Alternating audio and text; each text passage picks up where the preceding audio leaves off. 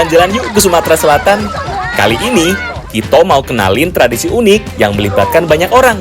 Pastinya rame banget ya. Nah, inilah salah satu hasil dari sungai di daerah Kikim Timur ini. Nah, ini merupakan salah satu tradisi khas daerah Kikim Timur, namanya itu bekaran.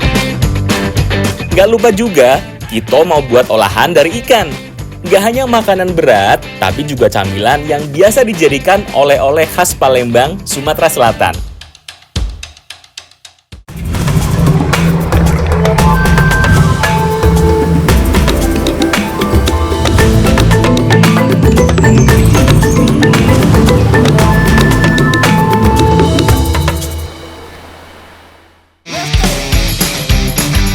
Siapa yang di sini suka main air?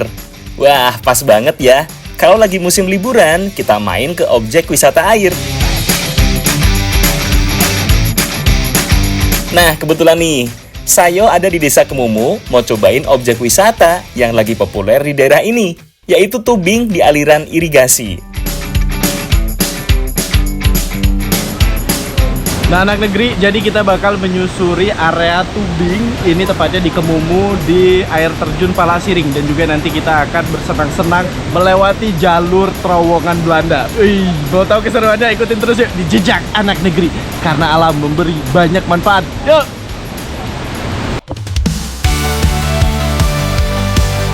Setelah semuanya duduk di ban, lanjut kita meluncur. Kegiatan river tubing di desa wisata Kemumu ini akan menyusuri terowongan air peninggalan Belanda loh. Jadi nih, terowongan air ini sudah ada sejak penjajahan Belanda. Tuh, gelap banget kan? Karena gelap, jadi nggak heran. Banyak banget kelelawar yang tinggal di dalam terowongan atau gorong-gorong air peninggalan Belanda ini. Terowongan ini selain sudah tua, juga cukup panjang anak negeri. Kurang lebih kita akan menyusuri terowongan sepanjang 3 km. Selepas dari terowongan, kita akan melihat keindahan hutan Bovenline yang ada di desa Kemumu. Tuh lihat, sunyi sepi pokoknya. Syahdu banget kan? Ini kita udah di jalur finish, artinya kalau udah di jalur finish, waktunya kita nyebur!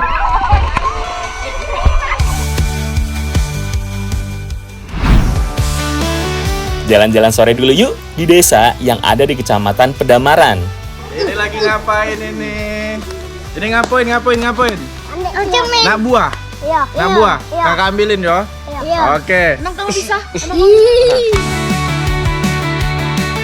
Buah cermin atau lebih dikenal dengan buah cermai merupakan buah yang tumbuh subur di wilayah tropis seperti di Indonesia. Kalau di luar negeri, buah ini dinamakan gooseberry. Bentuk buah ini bulat dan berwarna hijau kekuning-kuningan. Nah, jadi buah cermin ini dia sebenarnya kalau bentuknya itu agak unik, kayak manggis kecil, tapi dia teksturnya itu kayak belimbing wuluh dan rasanya itu juga mirip. Dia mirip belimbing wuluh, tapi dia ada sedikit rasa pahitnya. Tapi ini enak. Tidak hanya rasanya, namun pohonnya pun sekilas mirip dengan pohon belimbing wuluh atau belimbing sayur. Apalagi kalau dilihat dari bentuk daunnya, sangat mirip dengan bentuk daun pohon belimbing wuluh. Wah, walaupun buah cermai ini rasanya asam, tapi banyak anak-anak yang suka. Tuh lihat, sampai berebutan gini ya. Sini, sisain buah cerminnya untuk kita olah menjadi makanan khas dari Sumatera Selatan.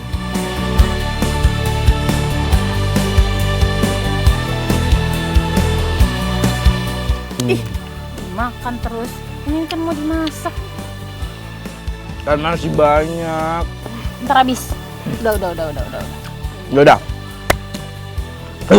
Seger banget. Tapi Cicit, olahan ini cermin akan kita olah jadi masakan yang ber-KUA. Apa tuh kau? Berkuah. Oh, Jadi akan kita masak jadi olahan yang berkuah. Cicit penasaran nggak? Ibu mau nggak Bu bantuin kita masak ini? Mau Bu ya. Oke, kalau gitu langsung kita masak. Ayo.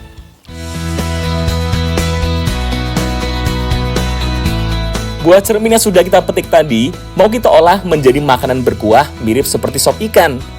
Ikan yang kita pakai menggunakan ikan patin. Nah, ikan patinnya kita potong kecil-kecil dulu ya. Nah, yang bikin beda, Makanan ini menggunakan buah cermin. Kebayangkan? Pasti rasa pada asam dan segernya gimana?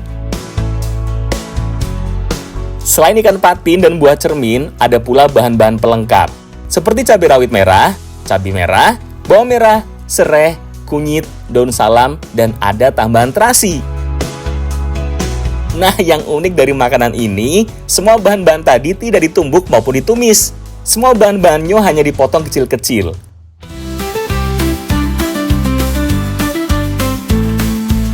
Nah, setelah semuanya dipotong kecil-kecil, baru deh kita panaskan air sampai mendidih. Kalau airnya sudah mendidih, baru kita masukkan bahan-bahan yang sudah dipotong tadi dan terasi yang sudah dihancurkan. Nah, buat cermin yang sudah dipotong 2, jangan lupa dimasukkan. Setelah itu diberikan garam dan tinggal diaduk. Oke. Nah, ini ikan patin sungai yang seger kita masukin. Tapi Put, ini cuma bisa ikan patin doang ya? Nah, Cicit, untuk pembuatan dari masakan kita ini yaitu patin bumbu ataupun kuah cermin, sebenarnya bisa pakai bahan yang lain juga. Boleh pakai ayam, boleh pakai ikan sungai yang lain, bebas pokoknya sesuai dengan seleranya. Untuk memasak ikan patin kuah cermin seperti ini, mirip seperti membuat sop ikan. Jadi ikan patinnya dimasak dengan kuahnya sampai dagingnya matang dan berubah warna menjadi lebih kecoklatan. Kalau sudah, tinggal kita angkat dan sajikan. Wah, bener mirip sop ikan ya. Bedanya, ini lebih banyak bahan campurannya dan ada potongan buah cerminnya. Dari aromanya, jadi nggak sabar ya buat langsung nyicipinnya. Ikan patin kuah cermin ini rasanya lemak nian. Walaupun kuahnya bening, tapi bumbunya meresap ke dalam daging ikan patinnya.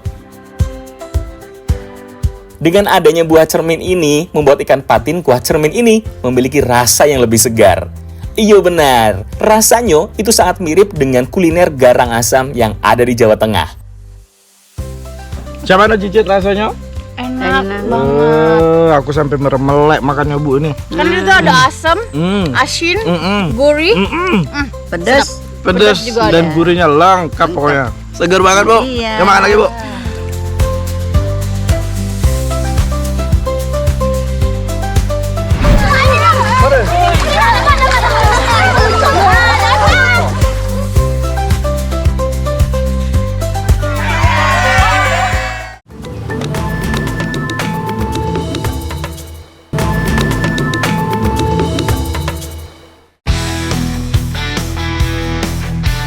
Mampir lagi nih ke Bumi Sriwijaya, tepatnya di daerah Kabupaten Pali, Sumatera Selatan. Kali ini, kita mau menangkap ikan patin secara tradisional. Di daerah Bumiayu, ikan patinnya hidup liar di aliran sungai Piabung. Biasanya aku mencari ikan patin dibantu sama ibu-ibu daerah sini. Tuh lihat, ibu-ibunya sudah nyebur ke sungai aja. Perjuangan belum selesai anak negeri. Untuk sampai ke seberang sungai, kita harus melewati jembatan batang kayu seperti ini. Wah, harus hati-hati nih, biar tidak jatuh. Kalau melewati jembatan ini, kuncinya sabar dan harus selalu berpegangan dengan kayu yang ada di sebelahnya. Jadi kita sekarang lagi di aliran sungai Piabung. Ini ibu-ibu dari desa Bumiayu lagi nangkep ikan patin semuanya. Dan di ujung itu mereka udah masang jaring tadi dari tim bapak-bapaknya. Sekarang waktunya kita nangkep ikan patin. Oke, kamu doain aku ya. Oke.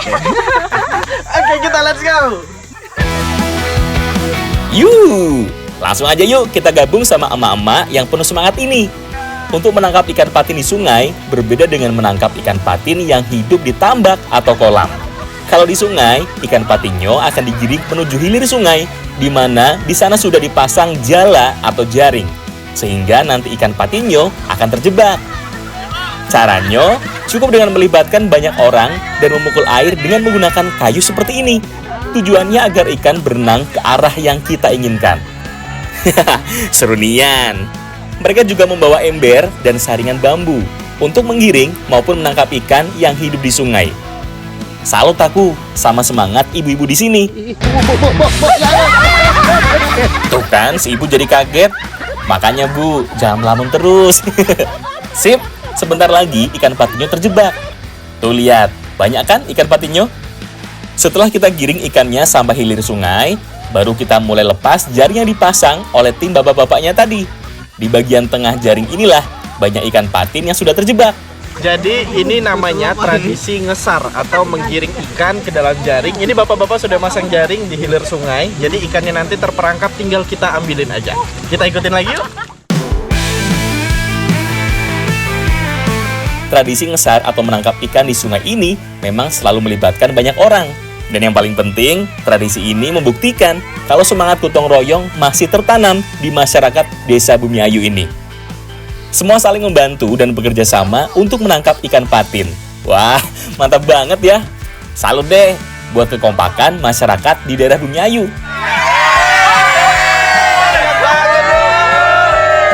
Dan sekarang waktunya kita olah.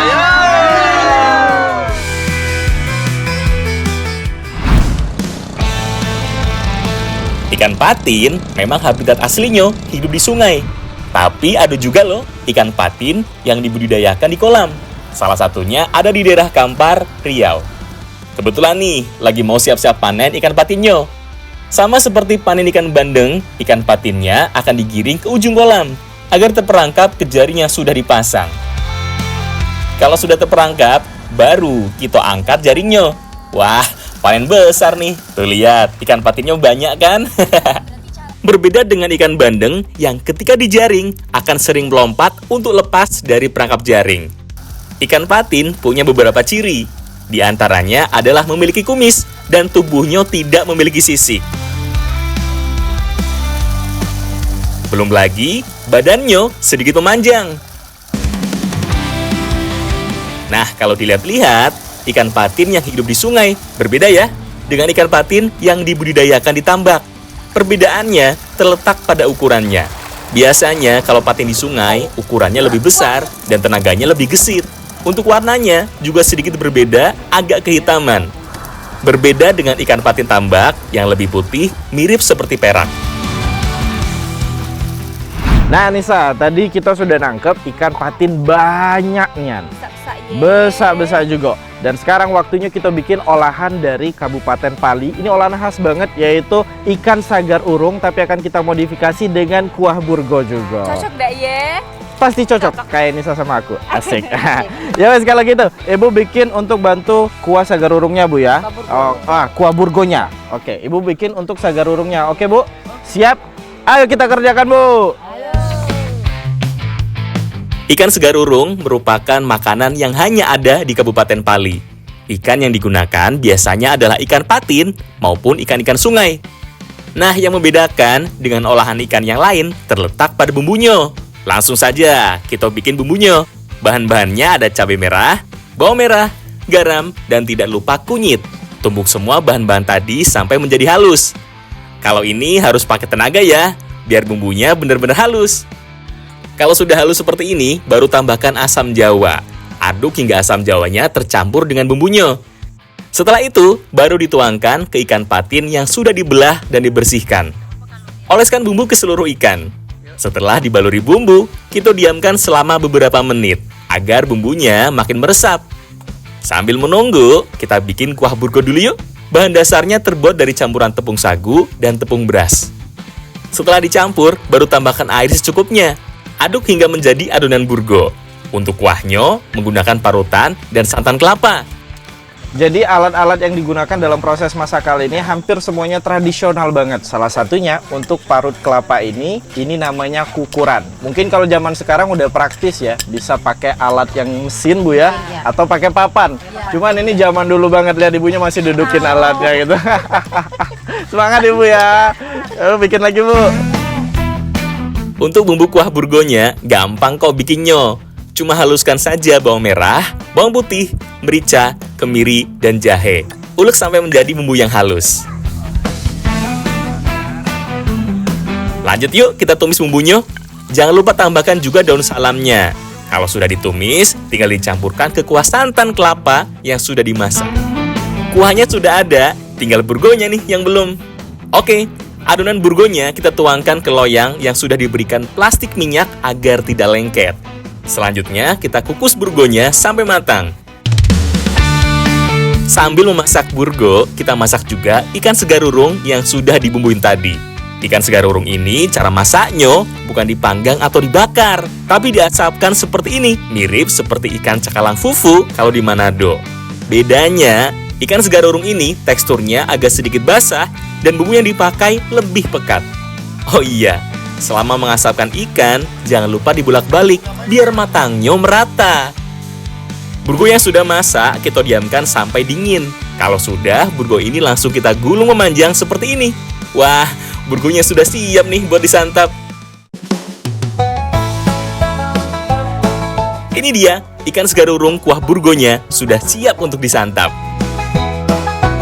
Ikan segar urung merupakan makanan khas dari Kabupaten Pali. Dinamakan segar urung karena ikannya dibelah pada bagian belakang dan ditambahkan bumbu, lalu diasapkan. Bener banget ini.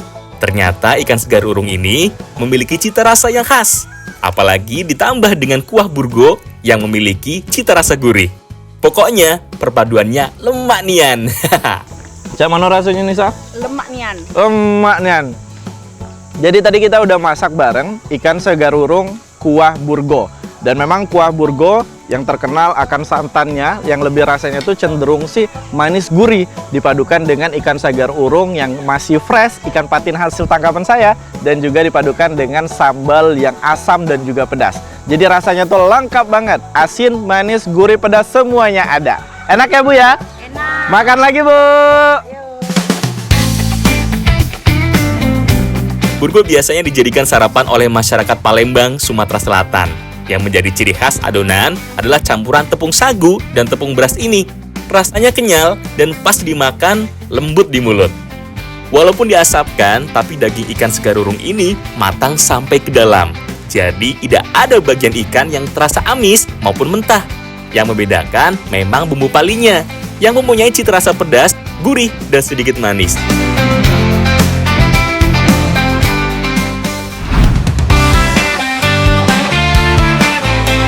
Masih bahas olahan ikan nih, tidak lengkap rasanya kalau jalan-jalan ke Sumatera Selatan tidak mencicipi kemplang panggang yang terbuat dari ikan air tawar. Nah, bener banget nih. Ternyata di Pedamaran ada desa yang dikenal sebagai desa kemplang loh. Wah, unik banget kan? Pasti kebanyakan masyarakatnya membuat kemplang. Jadi penasaran kan? Mau lihat aktivitasnya di sana? Tuh lihat, banyak anak yang bermain, sedangkan ibu-ibunya membuat kemplang. Desa Pedamaran 6 ini dari dulu memang dikenal sebagai daerah penghasil kemplang ikan. Ibu. Ini mau dibuat apa? Buat kemplang, Dek. Buat kemplang. Berat Bu, biar aku yang bantuin. Ya, Ibu ya. Buat kemplangnya di mana? Di rumah? Di rumah ya. Aku ikut ya Bu sama Cicit ya. Iya, iya. Oke, yuk. Ini aku bantu angkat ya Bu. Ya, bisa nggak? Ayo Bu. Laju, itulah. Wah, ternyata nggak cuma rindu yang berat. Satu karung sagu juga lumayan berat anak negeri. Nggak apa-apa deh, kan membantu sesama bisa dapat pahala, ya kan? Ya udah, biar bantunya nggak setengah-setengah, lanjut deh kita bantuin ibunya bikin kemplang sampai siap jual. Tepung sagu yang aku bawa tadi, kita tambahkan dengan air dan daging ikan giling. Setelah itu, baru kita aduk. Aduknya tidak memakai mesin, melainkan masih manual alias menggunakan tangan seperti ini. Setelah diaduk dan berbentuk bulat seperti ini, baru deh kita potong menjadi ukuran yang lebih kecil seperti ini. Setelah dipotong-potong kecil seperti ini, kita mempipihkan dengan alat yang terbuat dari kayu. Kalau masyarakat di sini menyebutnya dengan menggilis atau memipihkan adonan kemplang. Kalau sudah pipih, langsung aja kita taruh ke wadah yang terbuat dari bambu ini. Oh iya, taruhnya jangan berdekatan, agar adonan kemplangnya tidak menempel satu sama lain. Proses selanjutnya yaitu pengukusan adonan kemplang yang sudah dipipihkan tadi. Untuk pengukusan, biasanya langsung dengan wadah bambunya. Untuk proses pengukusan ini membutuhkan waktu sekitar 1-2 jam.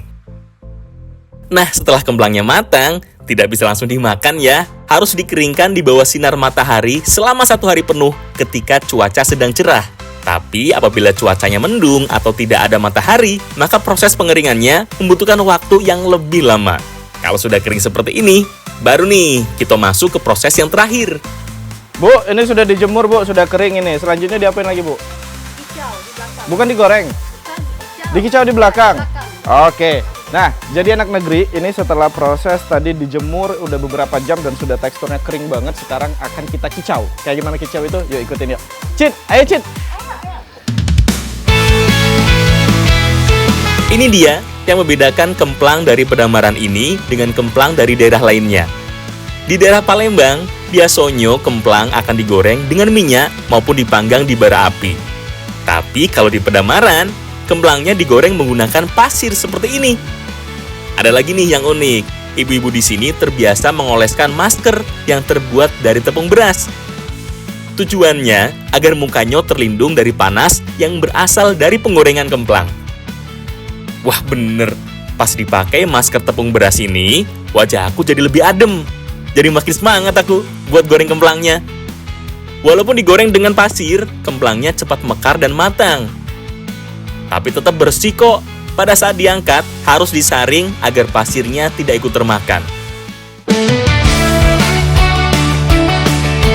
Kemplang Pedamaran ini memang mirip dengan kerupuk melarat yang ada di daerah Jawa Barat. Walaupun sama-sama digoreng dengan pasir, tapi ada perbedaannya. Bedanya kalau di sini sih menggunakan ikan ya, dan juga untuk tekstur atau warnanya biasanya kalau kerupuk melarat itu warna-warni, di sini dia warnanya cuma putih aja dari warna alami tepungnya.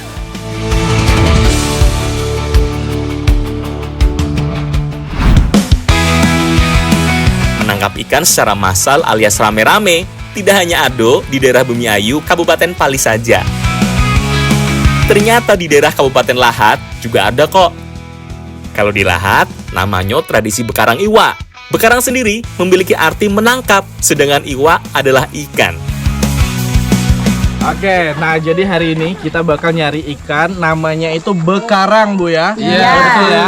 Nah, dengan menggunakan berbagai macam alat tradisional yang ada di sini, ini salah satunya tombak yang akan kita pakai nanti. Cicit, kamu siap menombak Oke, hatiku? siap. Ikan maksudnya. Oke, kalau gitu langsung saja kita berangkat. Ayo.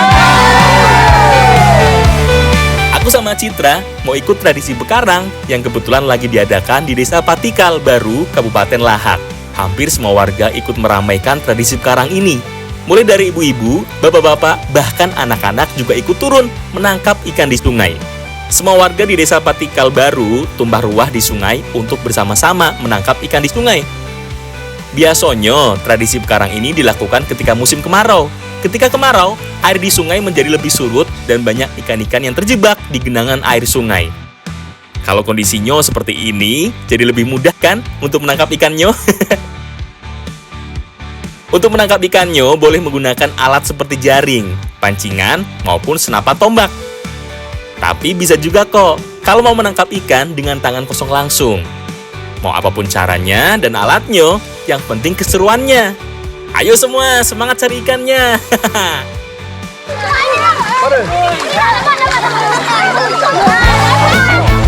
Bekarang tidak hanya ada di Kabupaten Lahat. Di daerah Sumatera Selatan lain, seperti di Kabupaten Musi Banyuasin, juga ada. Kalau di Kabupaten Lahat, bekarang ini biasa dilakukan di lokasi khusus yang sudah ditentukan. Jadi nggak bisa sembarangan tempat untuk menangkap ikannya. Harus sesuai dengan tradisi dan aturan yang berlaku. Walaupun menangkap ikan di sungai di sini boleh menggunakan alat apa saja, tapi tidak boleh menggunakan alat yang dapat merusak lingkungan maupun membahayakan bagi ikan maupun lingkungan sekitarnya. Jika dilakukan, maka akan mendapat hukuman dari tetua adat atau pemangku adat setempat. Oke, Pak, ini dapat Pak, satu Pak. Satu. Angkat dong. Nah, inilah salah satu hasil dari sungai di daerah Kikim Timur ini. Nah, ini merupakan salah satu tradisi khas daerah Kikim Timur, namanya itu bekarang. Seluruh masyarakat turun ke sungai, kita cari ikan. Ayo, kita cari lagi yuk. Tuh lihat Cit, kamu juga dapet kan? Masa cuma aku yang dapet? Karena kita sudah banyak dapat ikan, gimana kalau kita langsung ajak ibu-ibu di sini buat olah ikan lelenya?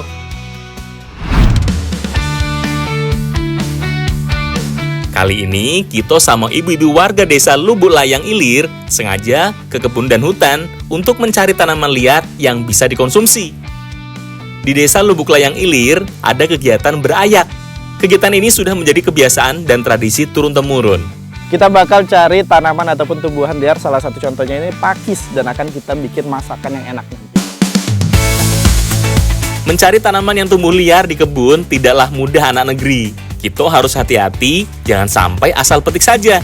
Karena asal petik, takutnya tanaman yang kita ambil malah beracun dan berbahaya bagi tubuh kita. Jangan! Jangan!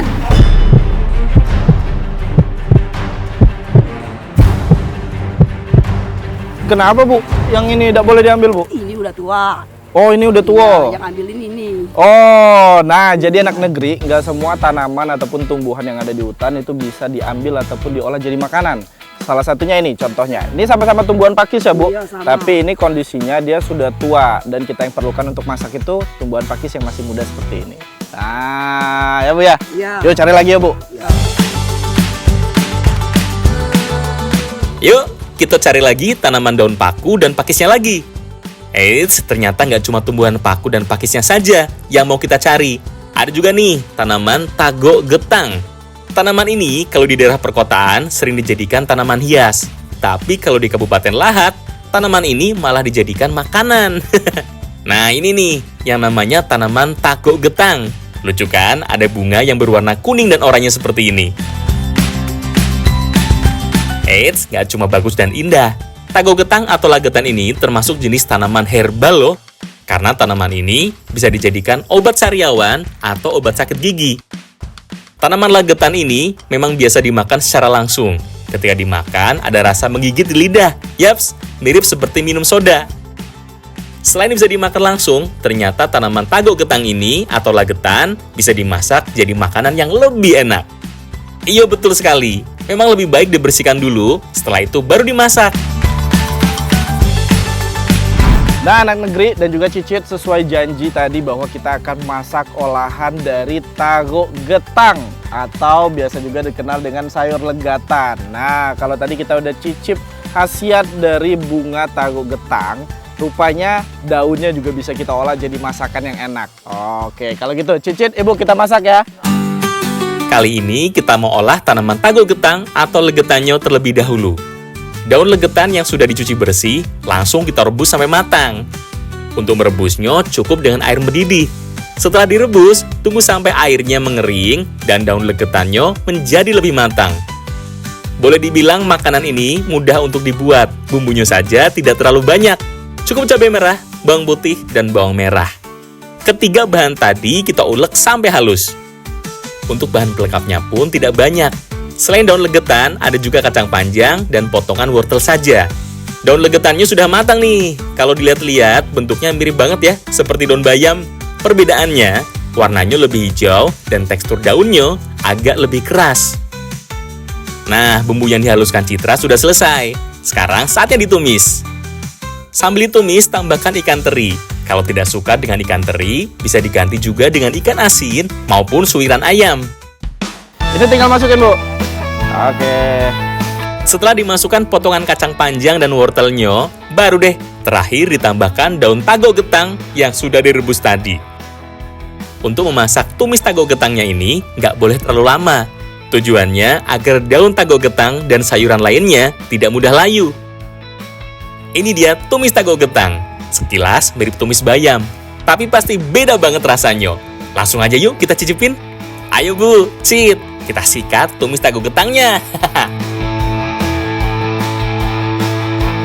Yang uniknya dari sayur legatan atau tago getang ini, itu adalah ketika selesai makan, akan ada rasa seperti kita habis minum minuman soda. Atau itu kayak rasanya ada semut yang lagi jalan di mulut atau di bibir. Bener Bu ya? Cicit, kerasa nggak? Kerasa ya? Ibu kerasa semua ya? Iya, jadi ada rasa geli-gelinya gitu di bibir dan juga di lidah. Tapi ini enak.